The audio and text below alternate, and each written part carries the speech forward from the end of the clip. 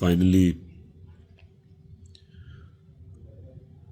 আপনাদের সাথে কিছু কথা বলতে চাই।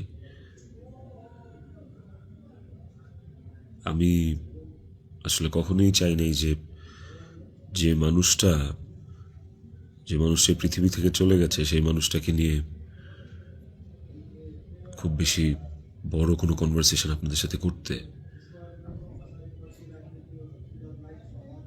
আমার ওয়াইফ ইকরা, ওই যেহেতু এই পৃথিবীতে নাই, ওরে নিয়ে এত ক্লিয়ারিফিকেশন, ওকে নিয়ে এত কনভারসেশন আমার কাছে মনে হয়েছে যে দরকার নাই। আমি বরাবরই আমার সংসারের ব্যাপার, আমার ঘরের ব্যাপার আমি ঘরে রাখতে পছন্দ করি। সেই জায়গা থেকে ওর মৃত্যুটা এমনিতেই আমাকে যে ট্রমা দিচ্ছে, ওর মৃত্যুটা আমাকে আসলে মানে পাথরই বানায় ফেলছে একরকম। এগুলো নিয়ে আমি আসলে কথা বলতে চাই নাই, কিন্তু আমার কাছে মনে হয় যে আপনারা গল্পের একটা পাতা পড়েই পুরো গল্পটাকে জাজ করতেছেন। একটা পৃষ্ঠা পড়েই পুরো গল্পটা সম্পর্কে আপনারা আপনাদের মনের মতো করে যা খুশি বলতেছেন। পাতার এক পাশ পড়ে আরেক পাশ পড়বেন না, এটা তো হয় না, তাই না?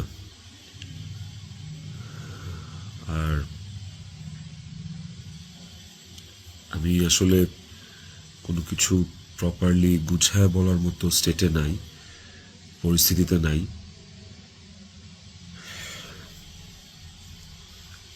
আপনাদেরকে আমি কয়েকটা কোয়েশ্চেন অ্যান্সার দেওয়ার জন্য আসলে ভিডিওটা করতেছি,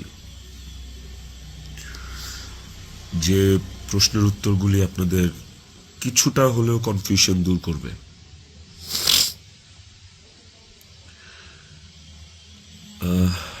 শেষ প্রশ্নটা থেকেই আসি আপনাদের। আমি এই ভিডিওতে সবকিছু ক্লিয়ার করব, এভরিথিং। আমি আপনাদের প্রত্যেকটা প্রশ্নেরই উত্তর দেওয়ার চেষ্টা করব।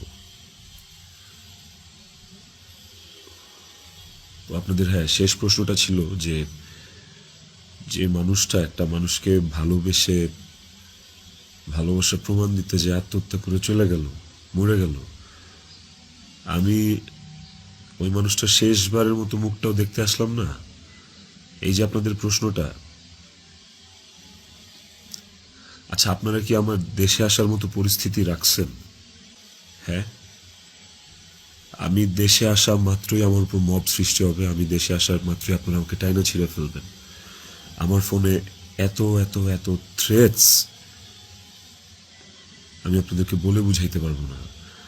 আমার কাছে এমন ইনফরমেশন আসছে যে এয়ারপোর্টের বাইরে লোক রেডি করা আছে, আমি যাওয়া মাত্রই they will gonna hit me, they will gonna kill me. Police ধরে নিয়ে গেলে ওকে, আমি সেটা আইনিভাবে ফেস করব, কিন্তু এখন যদি আমিও মারা যাই, আমিও নিজেদের মার কাছে চলে যাই, নিজেদের কি হবে? আপনারা কি চান যে নিজেরটা বাবাকেও হয়, ছেলেটা কি দোষ, ছেলেটা বাবা হবে, কি হবে?